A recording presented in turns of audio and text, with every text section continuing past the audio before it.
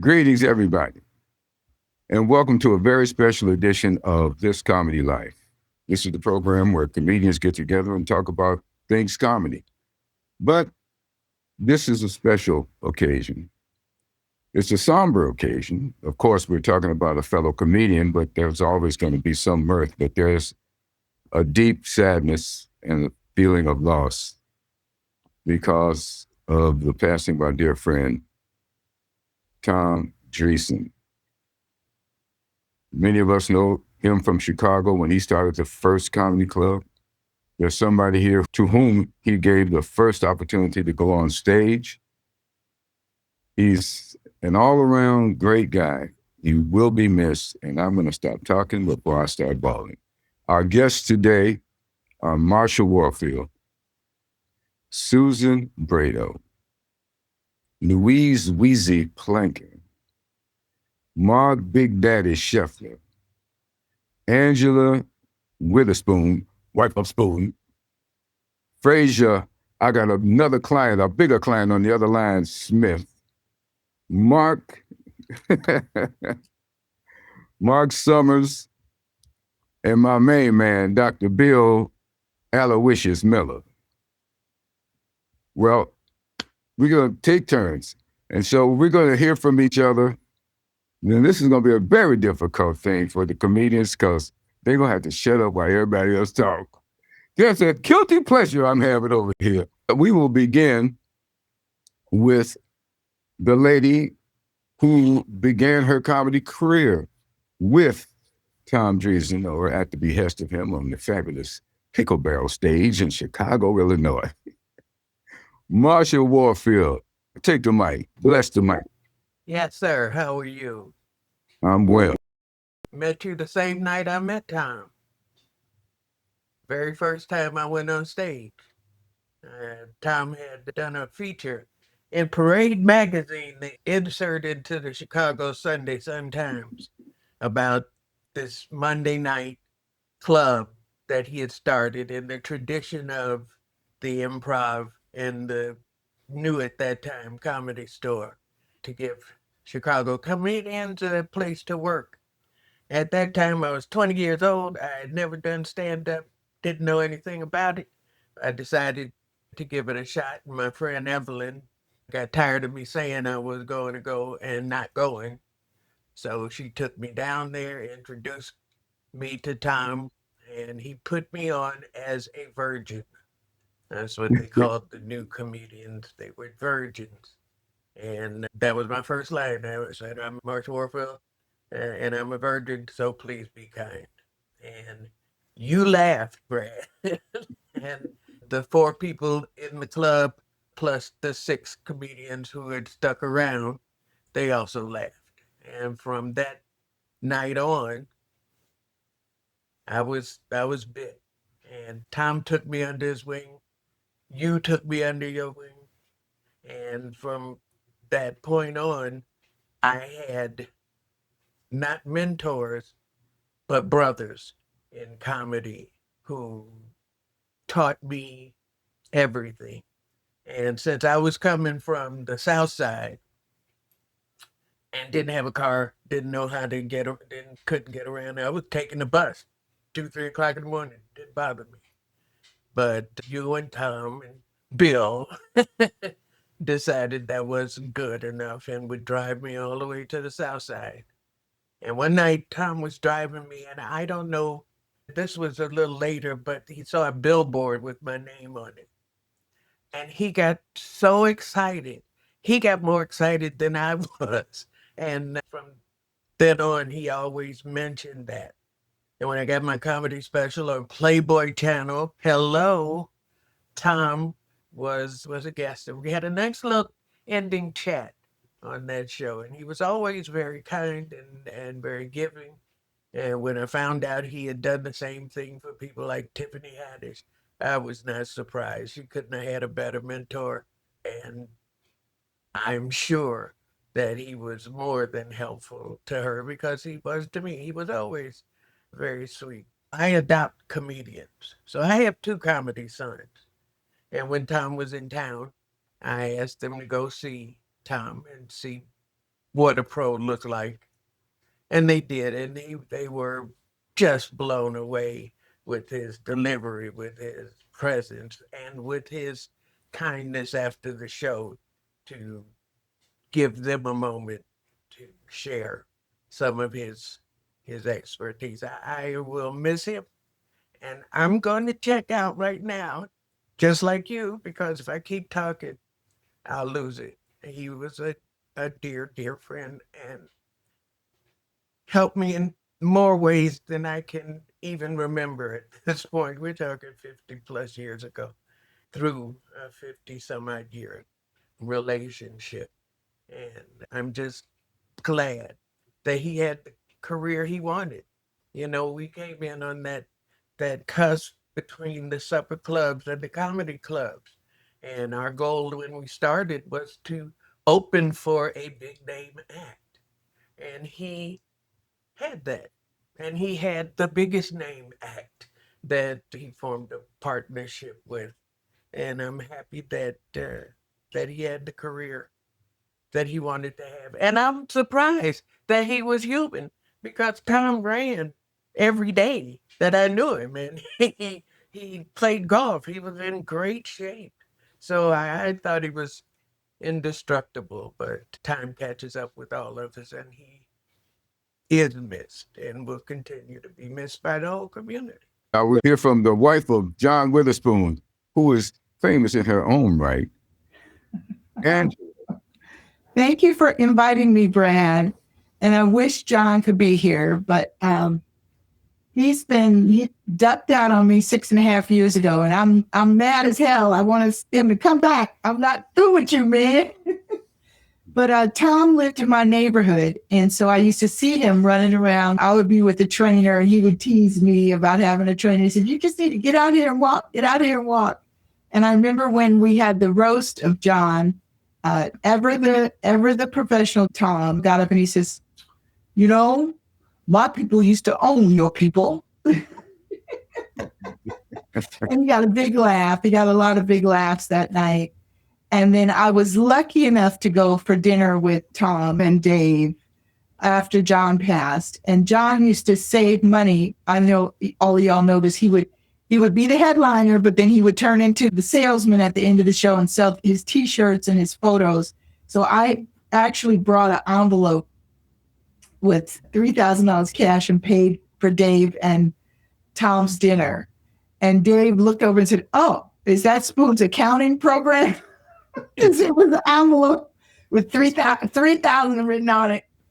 And, you know, these guys are indelible guys. I mean, you can never forget Tom. You can never forget John. You know, I'm friends now with David Arnold's widow. It's a strange little club to be the wife of a comedian. And you guys probably don't know this, but I wanted to do stand-up. And John said, "You want to do stand-up? Stand right here. Tell the jokes." So I'm just delighted to be with you guys. My son JD is trying to do stand-up. He's struggling. So if you see him out there in the world, help him. His dad was hog bugs and chitlin funny. And unfortunately, he's private school funny. So I'm praying for him. I'm praying for him. He's got to lean into it, you know. And the only advice that his father ever gave him was, "You better be funny." yeah, pretty much. Thank you so much for having me today. And I want to yield the rest of my time to you guys because I want to hear your stories. All right. Well, okay. Louise, tell us about Tom Dreesen. Well, Fraser and I were in the I guess it was that the 80s or the 90s, Fraser. I don't know when at the Laugh Factory, Tom would just hold court in the lobby. And he was just the elder statesman. Like, I would call him like the gentleman comedian because, you know, I don't know how you could be that funny and then that classy of a human. Wow. Yeah, he was the whole bundle. And He's a class guy. Period. yes. But when it came to his work, it was just so tight and so elegantly perfect, because he had worked it, so that's what a pro looks like. They get on stage and it doesn't matter who's in the audience. They take a look around, they assess, they get on stage and bam, they just know how to slam because they've done it. Like it's that 10,000 hours for Tom, the hours added up because he just was so honed. And then when we had him on my podcast, we read his book. So I don't know if you guys have read his book, but Yeah. yeah. Have you, Brad? Oh, yeah. It's called Still Standing, and you just learn a ton about what is required to build a career in stand-up comedy. And also, he had some really interesting family drama where he learned as an adult that the guy that he thought was his father was not him. Yeah. And that's why he looks more, like a little bit more Italian maybe than Irish. But yeah. What's the difference anyway? But like what a lovely, lovely man. And I think we're just all blessed to have known him. He's a sweetheart of a guy. I love him dearly. And he was always very kind. There's a story behind Tom's, there's a picture. There was a picture hanging on the wall in the Improv. And you come through the door, you look to the left over the bar on the side of Tom wearing nothing but a Cubs hat. You mean on his down there? He had his down there to the wall, but his ass was out. Okay. Here's the story. Okay. He had a beef with Tommy Lasorda. One day, Tom wore the baseball cap into the Dodger locker room. And Lasorda went berserk, ballistic, nuts, and crazy as hell. He went batshit crazy, snatched the cap off and threw it on the floor and kicked it out of the damn locker room and cussed Tom out from one ear to the next, up and down, and just give him just a ton of shit. So Tom had this full-length picture made that some of you have seen. He said, I'll give you anything, but do not touch my Cubs hat. He's over there with his ass hanging out, looking over his shoulder, smiling. Yeah, he was that guy. So, all right, let's hear from one of the guys, because Susan, Marsha, and I, we all have a pretty intertwined story about the comedian strike. We'll get to that. Let's talk to Fraser Smith. Brad, I've got another a bigger Zoom group on the other line. That's all right. I got to go pee. So you go ahead. Well, Jamie Masada every once in a while does something nice, and it's usually at Thanksgiving or Christmas. And he feeds homeless or unhoused people. And a lot of our friends show up to help on the food line. Tommy was always there every year. And one year, one of the people in the line mistook him for Tim Allen, who was also there. And so from the rest of the time on that day, we referred to him as Tim Allen. And some of the local news people were younger and really didn't know who Tim Allen was. So Tom would go on and do the report as Tim Allen, and then you'd see it that night on the news. It had the chyron, Tim Allen, and it was Tom. And he was a very well-spoken guy, of course, and really said good things about everybody on those broadcasts. And he used to do my radio show a lot. And I remember my mom told me it was the only time she ever liked my show was when I had Tom on, because he was, Sinatra's opening act for all those years, and she loved Sinatra. So we would actually play Frank Sinatra on KLOS, which is the big rock station. And you really rarely hear that. And I remember my boss calling me up and going, what the hell is that? What are you doing playing Sinatra? And I go, it's Tom Dreesen. We're going to play it. So, and of course, a great guest, because he had so many amazing stories. about working with Frank. And I think he has a record for the most appearances on The Tonight Show, if I'm not mistaken. Something like 60 appearances. Yeah. Which is, I don't know. I lost count. When you think about that, it's unbelievable, right? So anyway, just what everybody knows about him, he's just a class act, beautiful guy, and really talented comic. As Louise said, he was really a professional. He really, his timing was perfect. So we're all going to miss him, and I miss having him on my show. Well, thank you, Fraze. Now, Mark Summers, you give us a word, man. What's up? Well, I started standing in line on Monday nights in 1976. Mark Scheffler and I, Glenn Super, and the first real comedian who came up to me and talked to me and treated me like a human was Tom Dreesen.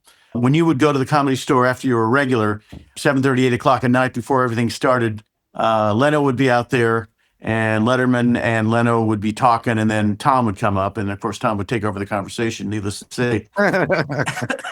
He was the kindest man in the entertainment industry I ever met. He was always out to help other people, and that's what he did. He went out of his way to make sure that he gave you advice, opened a door, got you a job. I wanted to become a writer, and so I wrote some stuff for him, and son of a gun, I think it was his second Tonight Show, he did some of my material, and he took me and my brother, who was one of the writers as well, and there I was backstage seeing Johnny and Doc and Ed and hearing my material on a show that I never thought I would even get near to. So he was that kind of a guy.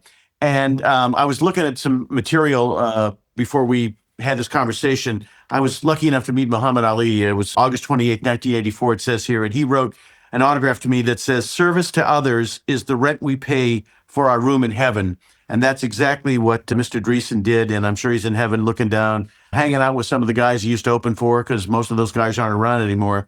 And he was probably the nicest man I ever met in the entertainment business. Thank you, Mark. Appreciate that, man. And let me hear from my man, Mark Big Daddy Scheffler, ladies and gentlemen. I met Tom in 1976, along with Mark Summers and Glenn Super at the Comedy Store. And it was clear that when I got there, that there were subsets of comedians, probably attributable to like geography. And one of the subsets were all you guys from Chicago, right? There were a bunch of you. And it seemed that Tom was the godfather of this Chicago comedy mafia, because all you guys were interacting with him. And I also noticed about Tom, everything that everybody says about the nice things and everything, and I'll get to a story later, but Tom had a quirk that a lot of people, mostly people, don't have, but it's the underlying thing that I think set him aside from everybody else. Tom was the kind of guy who would volunteer a favor. It's like you weren't even thinking about it, but Tom was thinking about it. Yeah. And I'll tell you the story, because all these people have to talk, and I too am getting choked up here. My dad used to come and visit me a lot while I was out here, and I had a pretty decent writing career, and my stand-up was fun, and he'd come and watch me at the Comedy Store, and then we'd go hang out at the Improv. And he started to meet a lot of people that I knew. My dad met Robin before Mork and Mindy. He knew Jerry Seinfeld from when Jerry Seinfeld was working the Pittsburgh club. Whatever, I forget, I don't even know the name of it, but there was a club in Pittsburgh. And my dad was like the unofficial driver of these people who would come to Pittsburgh. So he immersed himself, and then he would come out to California and then hang out with me. And I'm friends with Frankie Valli, and he would hang out with Frankie Valli. And so he meets Tom one night in the Improv. And my father was of the Frank Sinatra generation. He was of that big band, Glenn Miller, Tommy Dorsey, Frank Sinatra, that whole era, that post-World War II era. So he meets Tom, and Tom just casually mentions that, he works for Frank. So time goes by, and my dad is, every time he talks to me, how's Tom Dreesen? How's Tom Dreesen? He's fine. I haven't seen him. He's out on the road. So one day I'm in the Improv, and Tom is there, and he comes up to me and he said, "Hey, Frank and I are going to be in Pittsburgh in on this date, think your dad would like a couple of tickets? And I said, what? And I called my dad and I said, hey, you doing anything on Wednesday? And I gave him the date. And he said, I don't know what I'm doing tomorrow. What do you ask me about like a month from now? and I said, well, how would you like to go see Frank Sinatra at the Civic Arena? He said, what the fuck are you talking about? I said, Tom Dreesen wants to give you 2 tickets to go see Frank Sinatra. Well, tell him, yeah, of course. What are you, fucking crazy? You didn't say yes? So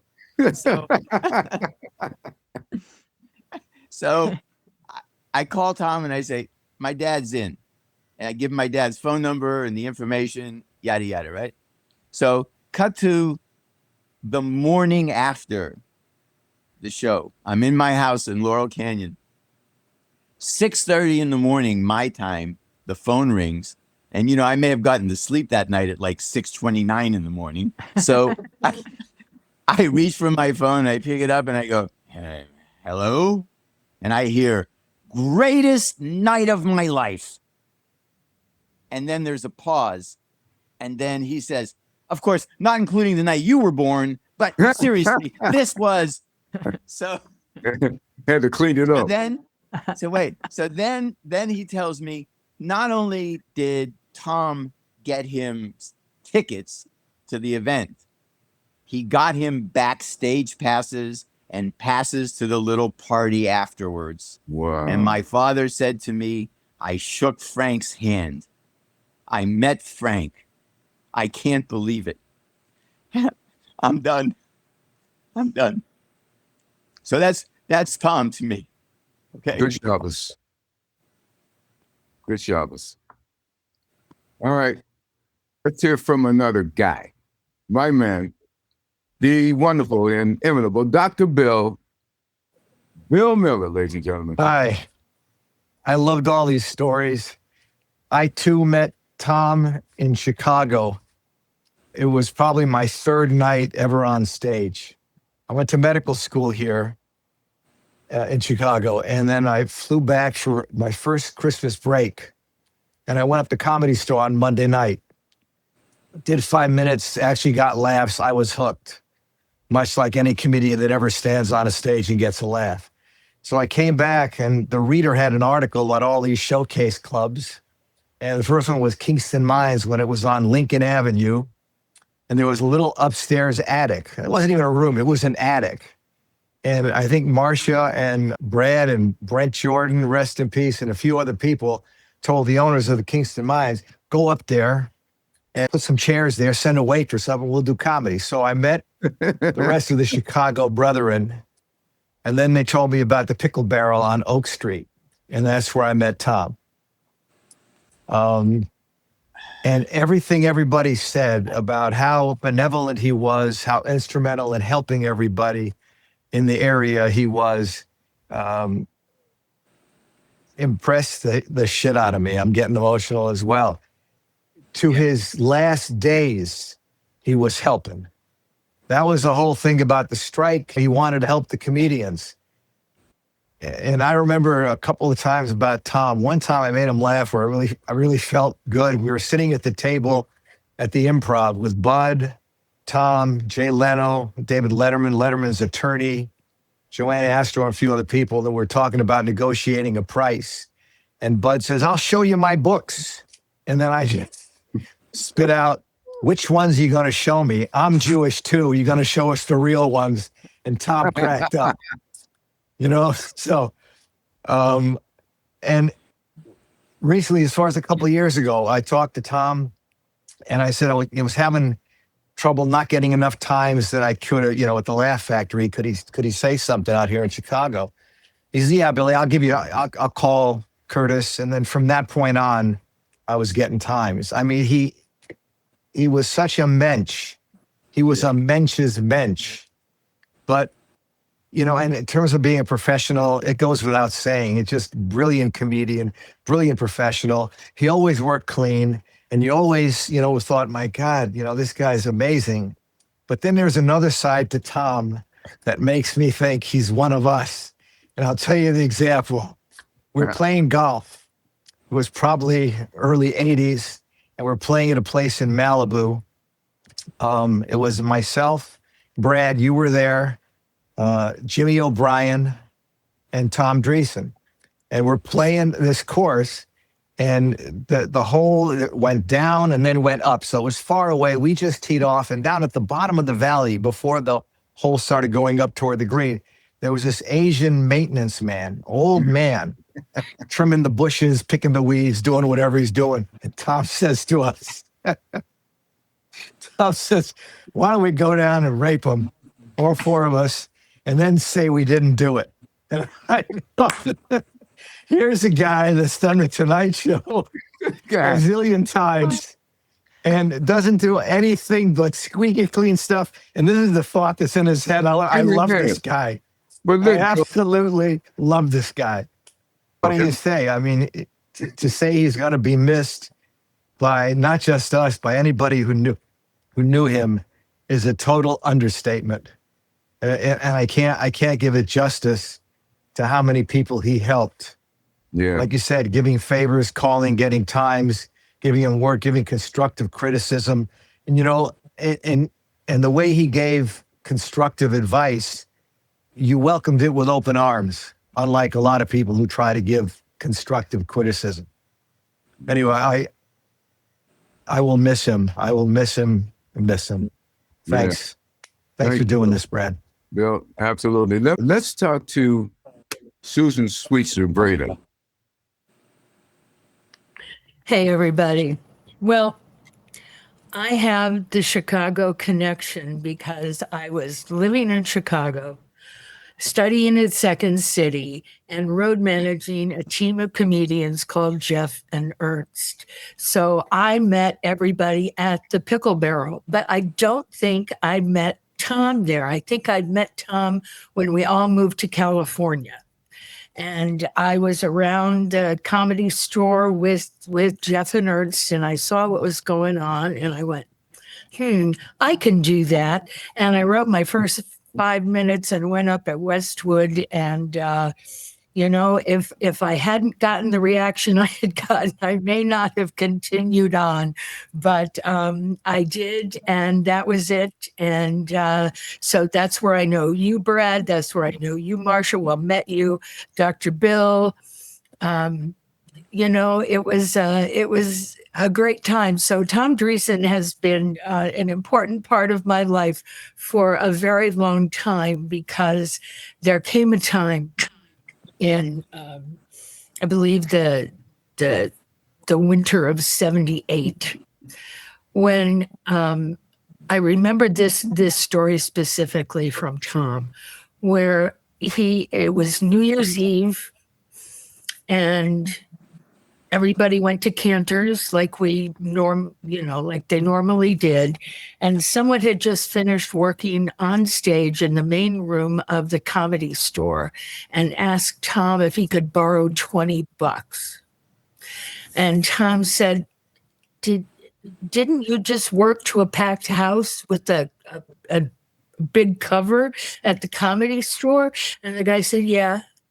And that's really what started the whole idea of, hey, this is more than a showcase, you know. And there were a lot of people that were working with music acts on the road and in clubs at that time before the big comedy boom, and they weren't getting raised salaries.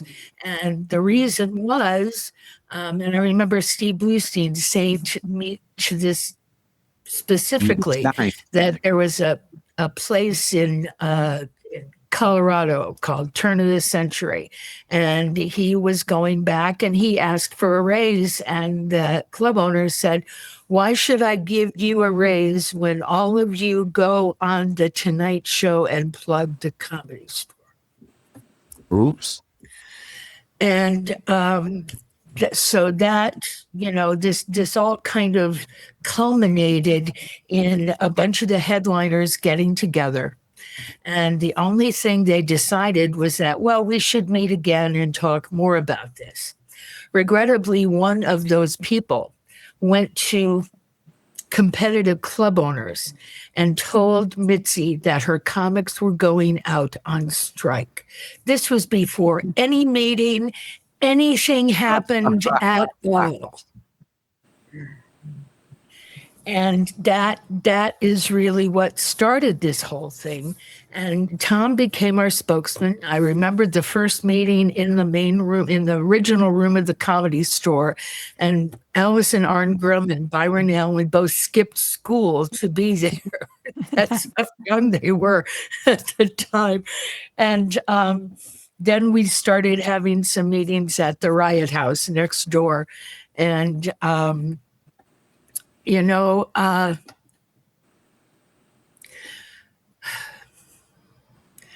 there was one of us that took his own life between the roof of the Continental Hyatt House and the Comedy Store. His name was Steve Lebetkin. And Betkin and Evans. We were on the picket line for 6.5 weeks. Tom was our spokesperson. Initially, we were comedians for comedians, then comedians for compensation, and then finally the American Federation of Comedians. I mean, they were troubled times. People took sides. There was animosity. There was revenge, actually.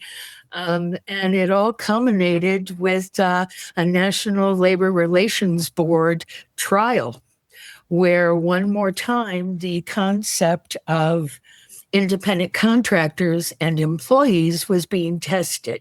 And it happened at a time when Ronald Reagan decided to appoint an anti-union head of the National Labor Relations Board to break the air traffic controllers union. There was a very long trial, and at the end, we really didn't win. However, we didn't win that portion of it. However, the presiding judge just said that he wished he could give us a resolution to this, but that it was not within his jurisdictional power to do so, but that he, admired our cause, and that set the way for now. People are actually getting paid at the Comedy Store. They share the proceeds from the main room. There's been a lot of healing that's gone on, and it was at a time where we needed someone like Tom Dreesen. There was someone that commented in the Comedy Store alumni Facebook that Tom was the only adult in the room during the strike. And in some respects, that was probably true, because he was a bona fide member of the Rat Pack. You had to behave a certain way. I remember Tom telling me that his manager, Bud Robinson, had to teach his then wife, Mary Ellen, where she should shop now. Because when you get to that level, everything changes. Everything changes. Your social thing changes, but Tom never forgot any of us. And he was there when we had the AFC golf tournament. He, and he got up and told the story of the strike. And it's like, well, the golfers had no idea that that's why they were there, but they did then. I'm going to stop now, Brad. Well, you don't have to. I just want to interject something.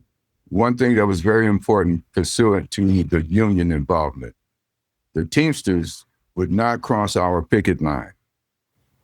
That's why we got paid. Because once the Teamsters refused to cross our picket line, that meant she don't get liquor, she don't get matchbook covers, tablecloths, glasses. She don't get nothing that you sell in a club. Please continue. God bless the Teamsters. I remember specifically, and this is the only thing that Bill Nader talked about in I'm dying up here with me, was the band April Wine came and they tried to cross the picket line. And I talked to them and said, please don't do that. And they left. And the minute we stopped the picket line, they came back and they went into the Comedy Store and broke the Teamsters line. And another one of us, Tony Russell, God rest his soul, always thought that we should have gone with the Teamsters. And at the time, we didn't think that was a good idea. We wanted to stay with the entertainment unions, which turned out to be a huge mistake.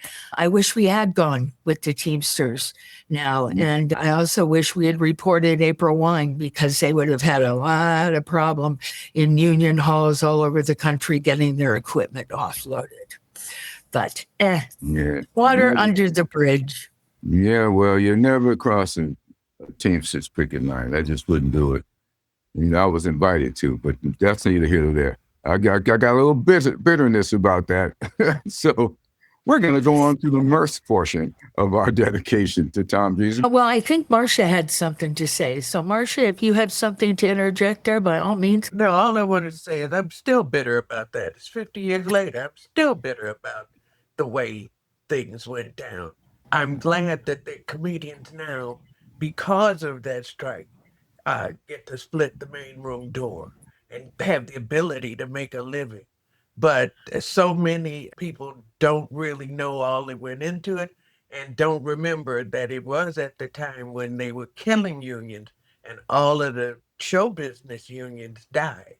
And that was another factor into why people said, well, maybe let's just end it with what victory we have, because AGVA and all those other unions were going by the wayside. So to start a new union was going to be even more daunting than it usually would be. But I still hate those people who cross the picket. I remember every comedian's name. I know their names, their wives' names. I hate them. I don't hate them. But yeah, they piss me off. Anyway, Marsha, outside the Comedy Store one, or maybe it was the Improv, I don't remember exactly, but you brought a young comedian that you were mentoring up to me and you introduced us and you said, I want you to know why you get paid at the Comedy Store. And that was one of the most profound accolades I've ever been given. And I want to thank you for that, because I don't think I ever got the opportunity until now. You know, being a comedian it's the highest of highs and the lowest of lows. And I wouldn't change any of it. I wouldn't change any of it. I wouldn't change signing all the documents against Missy. This is my dubious honor. And it cost me career-wise, but I also had a part in that. So, you know, I don't blame any of that. It was a special time in the history of comedy. And, you know, I'm still in touch with some people here, and we've certainly lost a lot of us along the way. And, you know, on July 3rd, 1979, we all gathered at the Improv and signed a charter that actually it was a lottery, and Bill Miller and Jimmy Samuels set up who was signing the charter at what number. And I still have that document. I still have that document. And I need to find a place for it to go to be well taken care of. All right.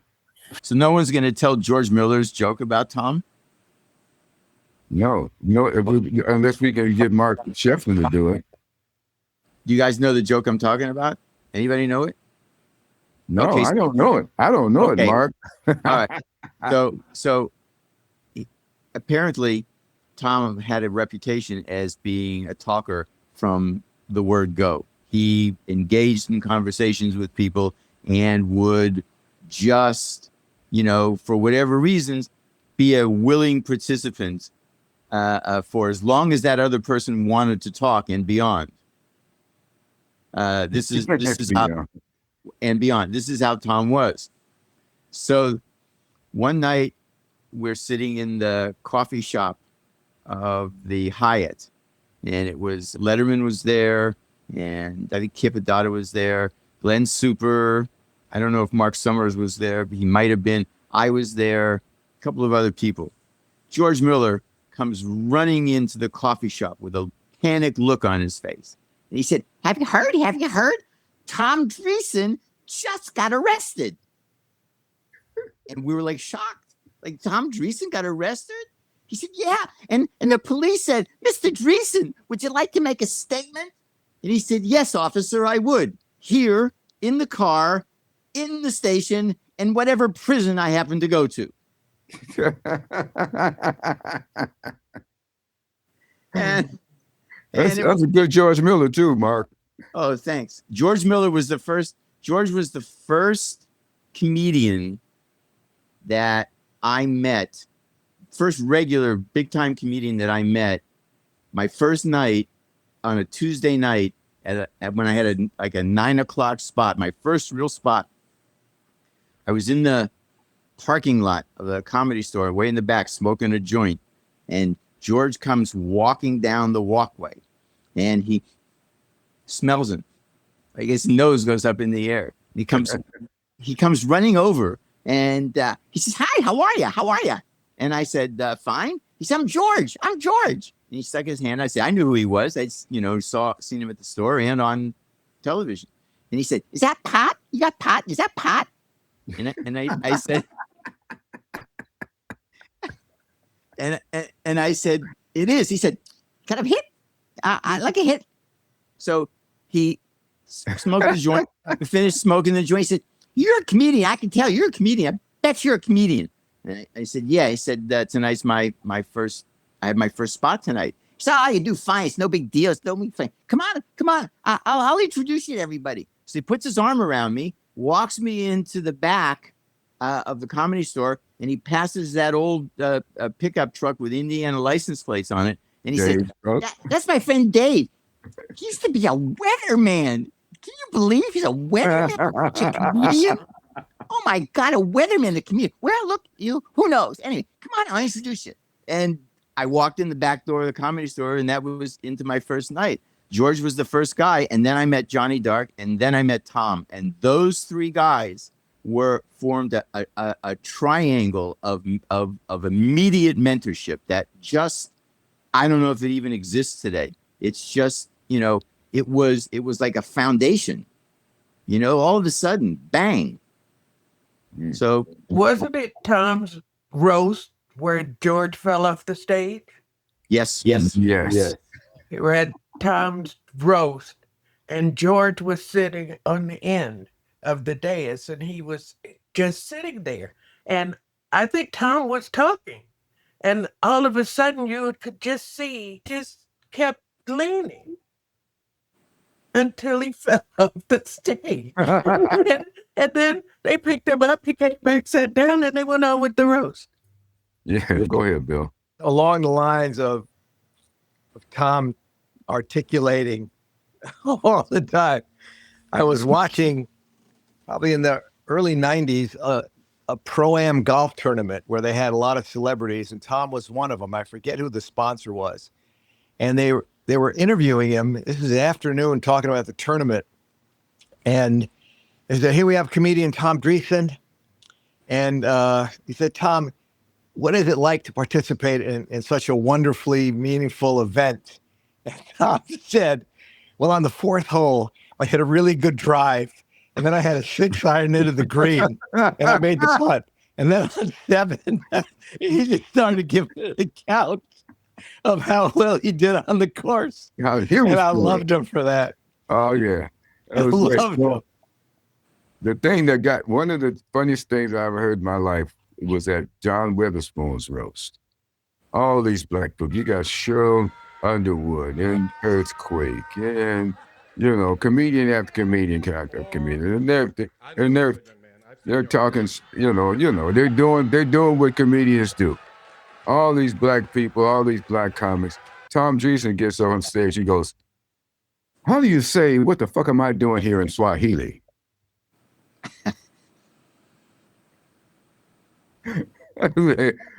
He brought the house down. That was it. Well, listen, we all came here to honor our dear friend, colleague, brother, and some of us learned to love Tom Dreesen by osmosis.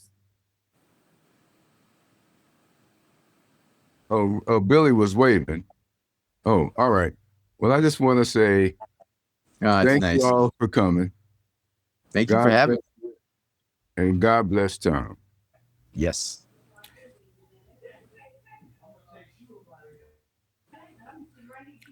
And happy Juneteenth, everybody. If there's a white man that we should honor on this day, It's Tom. it is Tom Dreesen. Correct. Happy Juneteenth, there. And we have to say one more thing. Tom was not afraid to work any room with Ever. any audience. Ever. No, he wasn't. We That's had right. a club on 113th and Halsted in Chicago where people came after work in their bus uniforms and whatnot. And one night, there were a bunch of comedians who were not black, and they had angst. And they were very upset. Kelly Martin. They went pale. You said it, Kelly Martin. They just went pale and shell-shocked. Tom walked up on stage and said, I know you people don't like chitlins and hog buns. You're just trying to kill us. And he took off, did 10, 15 solid minutes, and everybody loved him.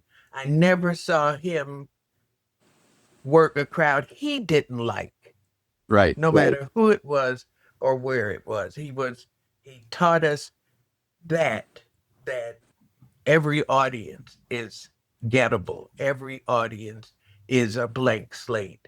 And don't take your prejudice with you, and you can work any room. My mother had loved Tom and trusted him to take care of me so far away from home. They had a relationship, a friendly relationship. He knew my family. He was. I knew his family. We were friends. We were friends in the real sense, and we were also fellow comedians. And that's a very exclusive club. It is. That everybody who thinks they're in it ain't. Yeah, well, he was the guy. He was the glue. He was. When I first got to Los Angeles, I knew nobody but Tom. And the first person I met was John Witherspoon. And Spoon, even when I had to take time off, nobody was calling except Brad. Nobody knew, nobody cared.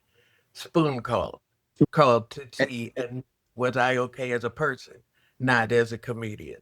And I loved them both for their brotherness, for their family inclusion. I loved them both. No attitude, just be funny and you're in. You know, it was an amazing time. Yeah. Well, guys, ladies, everybody, thank you so much for participating. This is great. Thank you, Brad. This group together and for this tribute.